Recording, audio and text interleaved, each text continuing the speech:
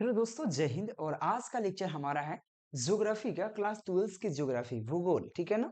भूगोल का मैं सिलेक्टेड 60 लघुत्तरीय प्रश्न उत्तर आपके लिए लाया हूँ। ठीक है ना। आपको इससे पहले भी बहुत सारे लेक्चर दिया हूँ तो आपको पता ही होगा। और इस शिक्षा सेतु यूट्यूब चैनल पर आपको क्लासेस होगा, शिक्षा सेतु यूट्यूब चैनल पर। ठीक है ना।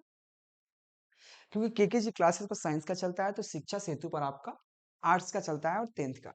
तो आर्ट्स वाले स्टूडेंट शिक्षा सेतु यूट्यूब चैनल को सब्सक्राइब कर लेना मेरे मित्र। और इसमें भूगोल का क्लास 12 के ज्योग्राफी है जिसका 60 लघुत्तरीय प्रश्न आपके एग्जाम में टोटल 20 क्वेश्चन आएंगे। 20 क्वेश्चन में से आराम से इजी तरीका से 20 में से 10 क्वेश्चन जवाब देना है। और ये 10 में 10 करना है तो 60 क्वेश्चन, मात्र 60 क्वेश्चन याद कर लीजिए। Top 60 VVI short question answer लघुत्तरीय प्रश्न उत्तर, जिसका लेक्चर नंबर 4 है। इससे मैं 30 क्वेश्चन ऑलरेडी पढ़ा चुका हूँ। वह लेक्चर जाकर जरूर देख लीजिएगा आप लोग। कहाँ पे लेक्चर है तो वह लेक्चर आपको शिक्षा सेतु के यूट्यूब चैनल पे अवेलेबल है, आप जरूर जाकर देख लीजिएगा।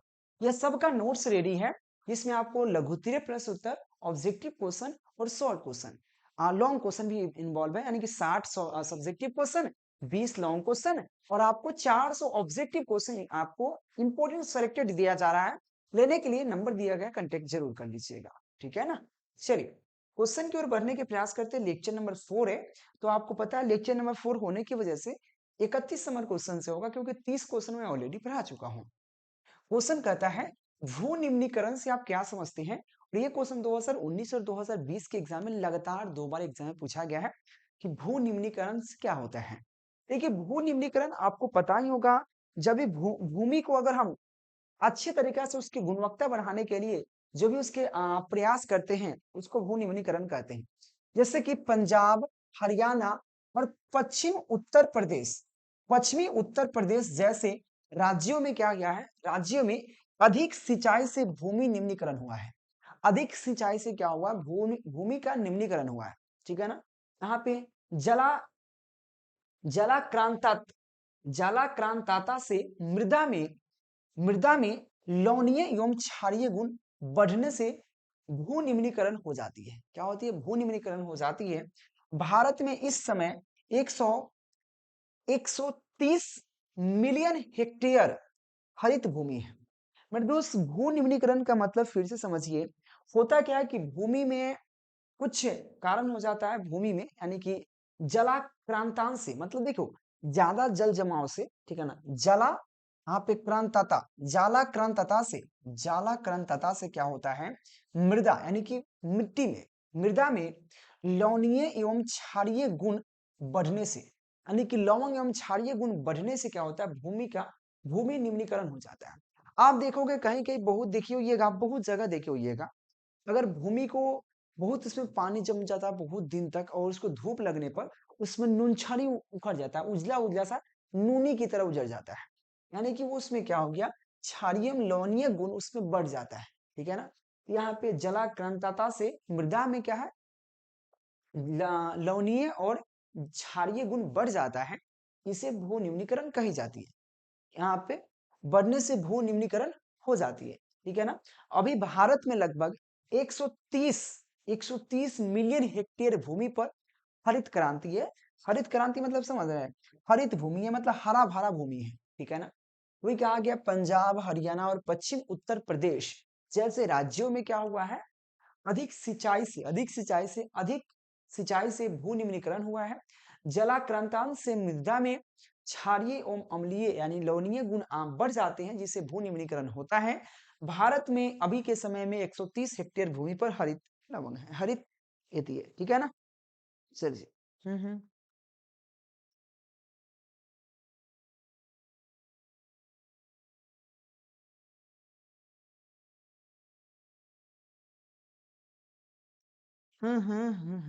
आप लोग प्लीज एक बार शेयर कर दीजिएगा मेरे दोस्त। ठीक है ना। फटाफट शेयर कर दीजिए। चलिए आप लोग जल्दी से शेयर कर दीजिएगा। आप देख सकते हो हरित क्रांति इस तरह से भूमि हमारा हरा भरा है, लगभग 130 हेक्टेयर भूमि पर, मिलियन हेक्टेयर भूमि पर। अगले क्वेश्चन की बात करें मेरे दोस्त कि जल परिवहन से आप क्या समझते हैं, क्या लाभ है, जल परिवहन का लाभ क्या है। और ये क्वेश्चन देखो 2019 के एग्जाम में पूछा गया है कि जल परिवहन का लाभ क्या है। मेरे मित्र आर्ट्स में आपका कोई भी सब्जेक्ट हो एक बार कमेंट करके जरूर बताइएगा। ठीक है ना। ताकि मैं उसका क्लासेस लेके आऊं और याद रहे शिक्षा सेतु पर ऑल क्लास चलेगा 12 का, आर्ट्स वाले का। पर दोस्त याद रखना जल परिवहन का क्या क्या लाभ है। तो जल परिवहन का निम्नलिखित लाभ है। सबसे पहला लाभ है यह भारी व स्थूल्य का वस्तुओं वस्तुओं ढोने में अनुकूलन है। मतलब देखो जल जो है हमारे, अगर देखना जो चीज हम लोग वायु परिवहन या स्थल परिवहन से नहीं कर सकते, देखो अगर हम आप ही देखे होइएगा एक ट्रक कितने वस्तुओं को ले जा सकता है ज्यादा से, यानी कि 50 टन या 10 टन। 10 टन मतलब 1 टन मतलब 10 कुंटल, यानी कि 100 कुंटल चीज को ये वो ट्रक ले जा सकता है। लेकिन ट्रेन कितना ले जाते हुए, ट्रेन ज्यादा खिंचाएगा तो आपको 70 को ट्रक को एकदम में खींच के ले जाएगा।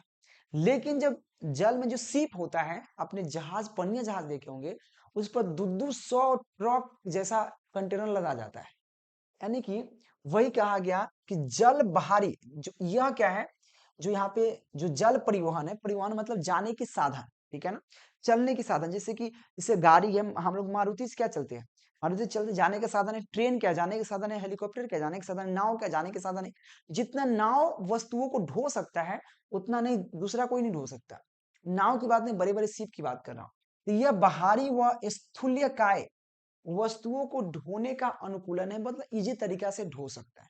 ठीक है। सेकेंड पॉइंट है यह परिवहन, देखो अब विदेश से क्या, अगर विदेश से और रसिया से पेट्रोल आता है, डीजल आता है, पेट्रोल, ठीक है, तो क्या हेलीकॉप्टर से दौड़ के चलाता है? नहीं भैया, वह क्या नदी के माध्यम से आता है, समुद्र के माध्यम से आता है। ठीक है ना। और यह परिवहन साधनों में ऊर्जा क्षमता तथा पर्यावरण अनुकूल होता है, क्योंकि इसमें ऊर्जा का ज्यादा खपत नहीं होता। और देखो पानी में अगर कोई वस्तु कितना हो भारी, थोड़ा धक्का लगा दोगे भागना शुरू हो जाएगा। ठीक है। तो क्या होता है, यह ऊर्जा यह परिवहन संसाधनों में ऊर्जा सक्षम तथा यहाँ पे पर्यावरण अनुकूल है, ज्यादा इसमें प्रदूषण नहीं फैलता है। तीसरा का है इसके द्वारा पदार्थों की क्षति कम होती है, इससे पदार्थ की क्षति कम होती है। क्योंकि आप भाई रोड पर चलेगा तो रोड खराब हो रहा है, रोड इसमें रोड बनाने की जरूरतें नहीं है। ठीक है।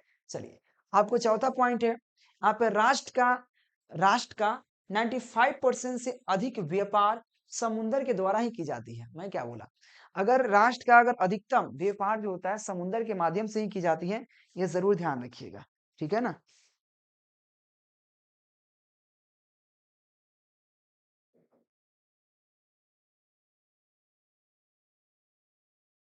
चलिए, तो मेरे दोस्त आप लोग की समझ में आया होगा, आगे बढ़ने के प्रयास करते हैं। और ये सब पीडीएफ नोट्स रेडी है, आप लोग लेने के प्रयास कीजिएगा। अगला क्वेश्चन है मानव विकास के दो मूलभूत क्षेत्र बताइए। देखो अगर मानव अगर विकास करेगा, जैसे आपके अंदर विकास, जैसे कि आप नॉर्मल एक आदमी हो, आप देखिएगा 10th में जो रहे होंगे आज, आप बचपन का बात याद करते होंगे तो हंसी आता होगा। नुकिया खो खो खेलते होंगे, नुकिया चोरी खेलते होंगे, कबड्डी खेलते होंगे, मतलब बहुत सारा ऐसी ऐसी बातें हैं जो एगो हम लोग गाते थे कि लाला जी के खेत में लाल लाल टमाटर सब लइका तू ले मार खाए मास्टर। तो मतलब हंसी नहीं आता है, कुछ ऐसे हरकतें किए होंगे आप बचपन में जिसे सोच कर हरकत आते हैं। तो धीरे धीरे आपकी विकास हुआ, विकास कैसे हुआ, आपके अंदर जो भी विकास की क्षमता जागा। लेकिन यह क्षमता जागा कैसे, तो क्षमता जागने का रीजन ये था कि आपका एक शिक्षा बढ़ा, आपका जो शिक्षा शिक्षा लेवल बढ़ा, साथ में यहाँ पे संसाधनों तक पहुंचना, मतलब हम लोग संसाधन तक पहुंचे, उस लेवल का हम लोग कपड़ा पहनने, उस लेवल का खाने लगे। बचपन में देखोगे, अरे हम लोग जाते थे, लाई वाला आता था माथा पर धर के बेचने, और हम लोग कहते थे लाई किने लाई किने लाई किने, चिल्लाने लगते थे 1 रुपया दे 1 रुपया दे, 8 आना दो 8 आना दो, 1 रुपया दो, है ना बचपन में। अभी ये तो सर में आ जाएगा। अगर आप देखोगे फुटपाथ पर अगर कोई बैठ के, अगर मतलब देखो शर्म तो नहीं आना चाहिए, कोई दिक्कत नहीं है। फुटपाथ पे कुछ छोटी जाके अगर दौरी में कुछ जाकर बेचता होगा तो आपको किन्ने में शर्म आता होगा। ठीक है ना। पापा के परी के तो और ज्यादा।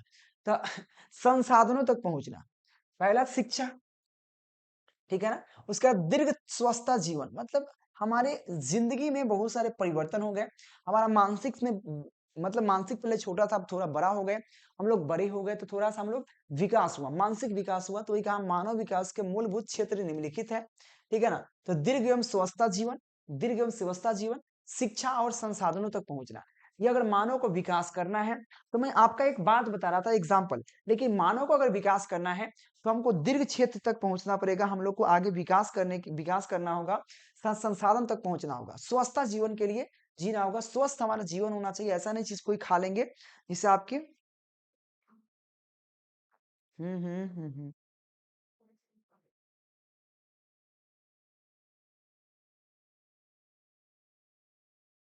देखो मेरे दोस्त, अभी भी बच्चे लोग मैसेज कर रहे हैं कि सर हमको पीडीएफ दे दीजिए, तो उसी पे रिप्लाई कर रहे थे, दूसरा कुछ नहीं। ठीक है ना? तो बहुत सारे बच्चे हैं, तो आप लोग भी नोट्स लीजिए। और ये क्वेश्चन देखो, मानव को अगर विकास करना है, अगर आपको जिंदगी में आगे कुछ कच करना है, तो आपको शिक्षा बहुत जरूरी है। आपको संसाधन तक पहुंचना जरूरी है। अगर देश को विकास करना है, तो उस देश में संसाधन की खोज बहुत जरूरी है, संसाधन तक पहुंचना जरूरी है, शिक्षा जरूरी है। साथ में दीर्घ एवं स्वस्थता का जीवन आना, ऐसा नहीं कि अब संसाधन खोजने के चक्कर में वो चमगादड़ खा के कोरोना फैला दिया। है ना? ये ना, तो ऐसा नहीं करना है। हमको स्वच्छता पे भी ध्यान रखना। जब हम स्वस्थ रहेंगे तब ना कुछ विकास करेंगे, सो हम ही स्वस्थ नहीं रहेंगे तो विकास क्या होगा? घंटा। इसलिए दीर्घ स्वस्थता जीवन होना चाहिए। अगले क्वेश्चन देखिएगा जरा। अगले क्वेश्चन आपसे पूछता है,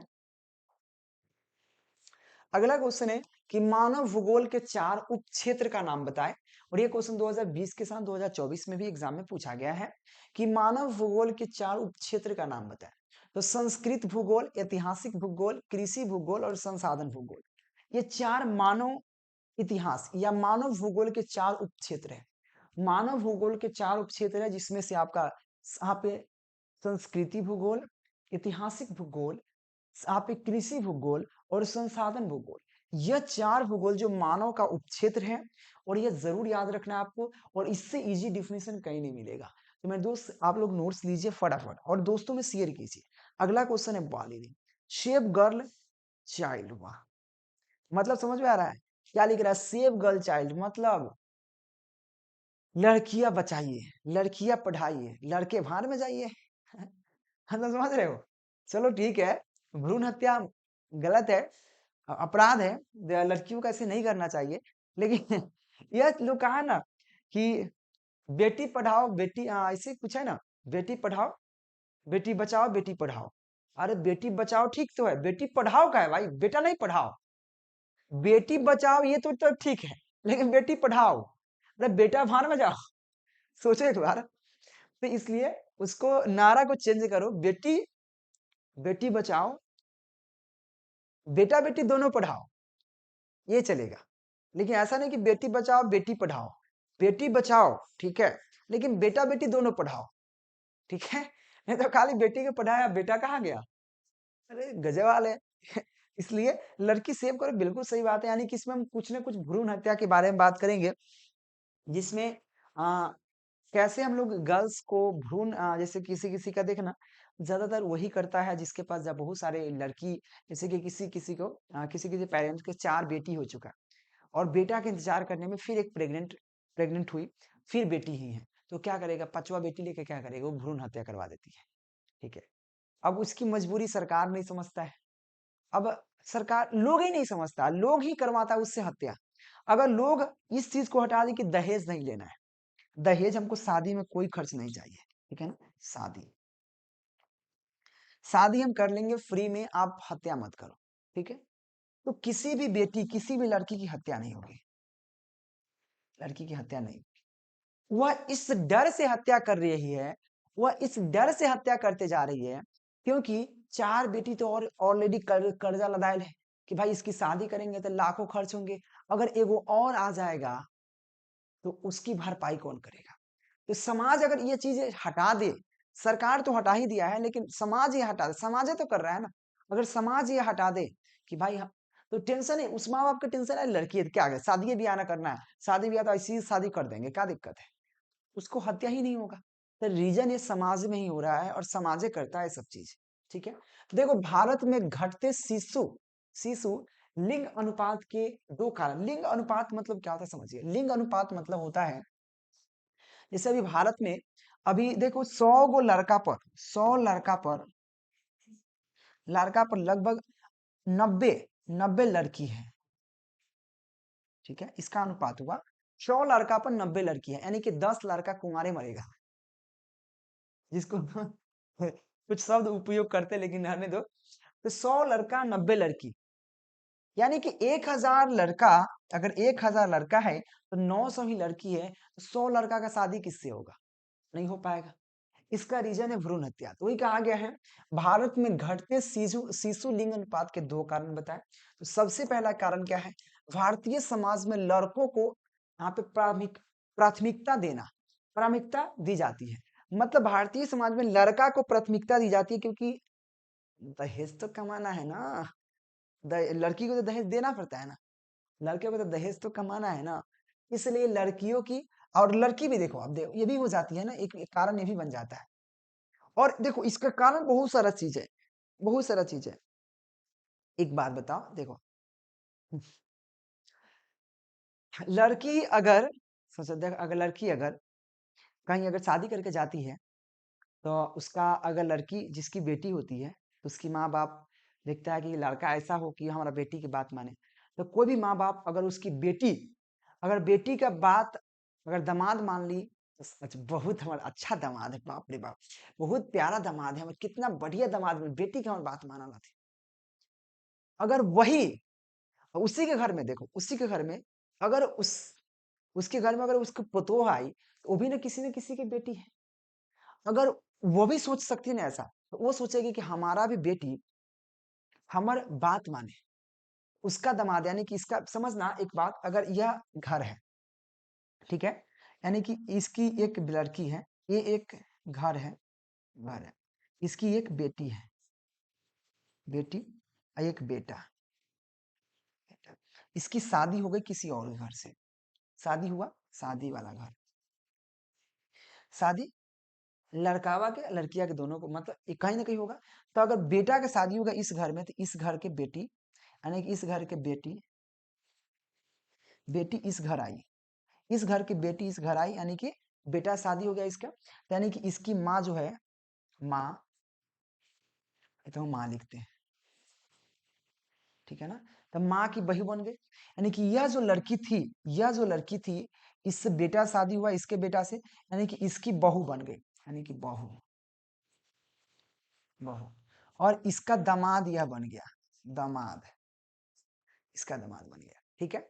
और इस माँ की बेटी है, इसका शादी किसी और लड़का से हो गया, लड़का शादी हो गया, ठीक है ना, इसका और एक और माँ है। तो अब देखो इस ये माँ क्या सोचेगी कि हमार बेटी के शादी वाला का इस लड़कावा से, अगर इसकी क्या हो गई, ये दामाद हो गई, इसका दामाद समझना, थोड़ा सा हंसी आएगा, अरे दामाद होता है ना, ठीक है, दामाद। तो इस माँ का दामाद हो गया। तो अगर ये माँ सोचती क्या है, ये वाली बीच वाली समझना, सबका ही कारण है, ये सभी किसी न किसी रिश्ते से जुड़ता है। माँ ये सोचेगी अगर बेटी, कि हमारी बेटी के बात अगर ये मान रहा है ना, कितना अच्छा हमारे दामाद है, बाबू हमारा अल ठीक है।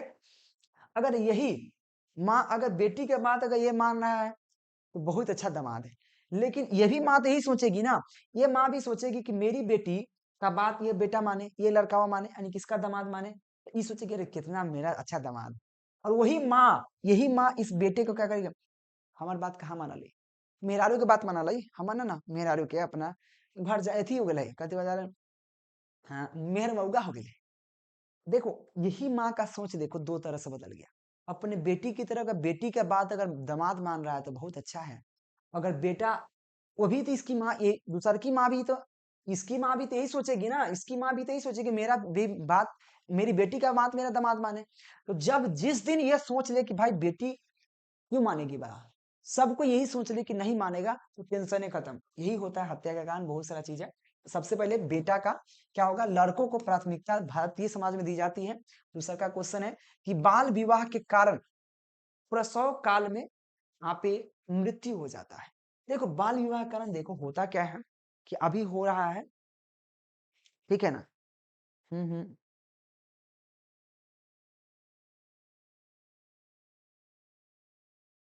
चलिए, अभी हो क्या रहा है, जैसे कि उम्र है 15 वर्ष, शादी कर दो भाई, 15 वर्ष उम्र है, अभी उसकी अच्छे तरीका से मतलब अच्छे तरीका से उसकी गर्भवती होने का उसमें अभी तक कुछ नहीं है, मतलब अभी गर्भवती हो नहीं सकती है। होने के लिए तो हो जाएगी, लेकिन वो अच्छा से पालन पोषण बच्चे का नहीं हो गया, और क्या होगा, आप पे पश्व काल में उसकी मृत्यु हो जाती है। तो बाल विवाह में विवाह करने से ही होता है उसकी बच्चा पे प्रभाव पड़ता है। तो याद रखना है मेरे दोस्त, पहला कारण है कि लड़कों को प्राथमिकता प्राथमिकता दी जाती है भारतीय समाज में, दूसरा बाल विवाह कारण हो सकता है, और दूसरा का तो भ्रूण हत्या है ही, ठीक है ना, याद रखना। अगले क्वेश्चन देखिए 36 नंबर क्वेश्चन है, भारत में किन्हीं दो व्यावसायिक व्यावसायिक स्वयंगों स्वयंगों को का उल्लेख करें, स्वयंगों का उल्लेख करना है भारत के लिए। तो भारत में दो व्यावसायिक स्वयंगों यहाँ पे तो समवर्ग निम्नलिखित है, यहाँ पे समवर्ग है क्या, स्वयंगो लिखा यहाँ पे समवर्ग लिख दिया, समवर्ग का निम्नलिखित है क्या है, कला एवं मनोरंजन, यहाँ पे समवर्ग ही होगा, ठीक है ना, समवर्ग मतलब कला नृत्य क्या है, तो यहाँ पे कला और मनोरंजन, और यहाँ पे व्यवस्थाएं क्या होगा, व्यवसाय, व्यवसाय और कला और मनोरंजन क्या है, बेसिकली भारत के किन्हीं दो यहाँ पे समवर्ग है जो आपके लिए याद करना होगा, ठीक है ना मेरे दोस्त। चलिए आगे चलिए, अगले क्वेश्चन बगल में डेट सब में मेंशन किया, अगला क्वेश्चन है कि स्वामित्व के आधार पर उद्योगों का वर्गीकृत करें, स्वामित्व के आधार पर उद्योग कौन कौन से उद्योग हो सकते हैं, तो याद रखना यहाँ पे पॉबिकल यहाँ पे पॉबिकिल पब्लिक यहाँ क्या है, पब्लिक सेंटर इंडस्ट्रीज इंडस्ट्रीज, उसके बाद यहाँ पे प्राइवेट सेंटर यहाँ पे इंडस्ट्रीज, उसके बाद यहाँ पे ज्वाइंट सेंटर इंडस्ट्रीज, और कोऑपरेटिव कोऑपरेटिव सेंटर यहाँ पे इंडस्ट्राइज, ठीक है ना। ये चार प्रकार का क्या है, स्वामित्व के आधार पर, सबसे पहले पब्लिक सेंटर इंटरप्राइज, उसके बाद पब्लिक सेंटर, प्राइवेट सेंटर, उसके बाद यहाँ पे ज्वाइंट सेंटर और कोऑपरेटिव सेंटर, ठीक है ना। ये चार प्रकार के हैं बेसिकली स्वामित्व के आधार पर उद्योगों का नाम, और ये 2019 के एग्जाम में पूछा गया है, ठीक है ना।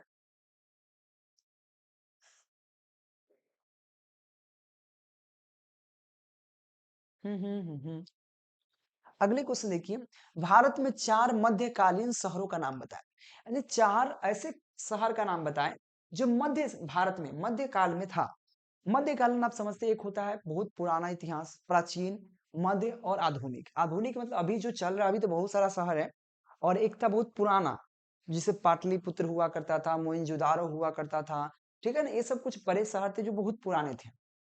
अभी जो अब बीच में क्या था, तो सूरत था, हम्पी था, उसके यहाँ पे मुसलीपट्टनम यहाँ पे मुस्लिम आपने नाम सुना होगा मुस्लिपट्टनम, ठीक है ना, विशाखापट्टनम सुना हो ना, विशाखा, मुस्लिमपट्टनम, ग्वालियर, ये सब दो बेसिकली प्राचीन शहर का मतलब प्राचीन मतलब मध्यकालीन भारत का शहर था।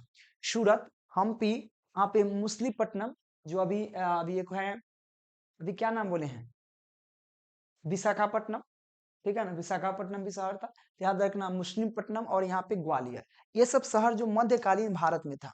और प्राचीन भारत में पाटलिपुत्र था, पाटलिग्राम था, और उसके बाद मध्यकालीन में और था, क्या बोलते हैं, हड़प्पा था, ठीक है, मोहनजोदारो था, ये सब था प्राचीन में। और आधुनिक में तो आप समझ ही रहे हो, मुंबई है, दिल्ली है, कोलकाता है, बेंगलोर है, कोलकाता भी ऐसे मध्यकालीन में था, बहुत कम, ठीक है ना।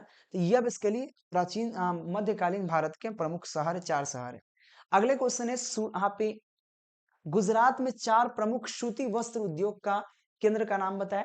सूरत, अहमदाबाद, यहाँ पे भरौच भरौच और राजकोट। ये इसके लिए क्या है, चार है जो सूरत में, तो ये गुजरात में चार ऐसे है सूती उद्योग है जो गुजरात में स्थित है। अगले क्वेश्चन की बात करें, 40 नंबर क्वेश्चन है कि संचार से आप क्या समझते हैं। देखो मेरे दोस्त, संचार से आप क्या समझते हैं, क्वेश्चन 2019 के साथ 2021 में पूछा गया है।